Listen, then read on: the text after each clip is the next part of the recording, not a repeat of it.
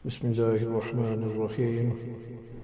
आज जो तिलावत मैं आपको पेश करने जा रहा हूँ ये सूडान के कारी नूरुद्दीन साहब, जिनकी तिलावत सुनते ही जहाँ जहाँ तक इनकी आवाज़ जाती थी तो वहाँ पे लोग रुक कर इनकी तिलावत सुनते थे।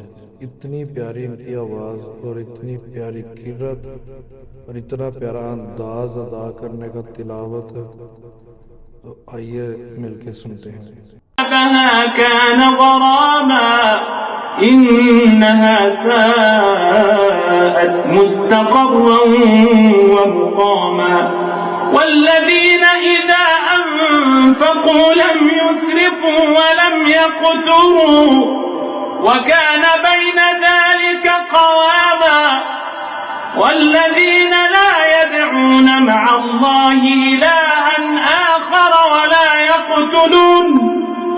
ولا يقتلون النفس التي حرم الله إلا بالحق ولا يزنون ومن يفعل ذلك يلقى أثاما يضاعف له العذاب يوم القيامة ويخلد فيه مهانا إلا من تاب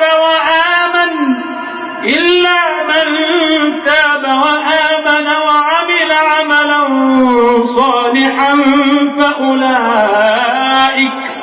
فأولئك يبدل الله سيئاتهم حسنات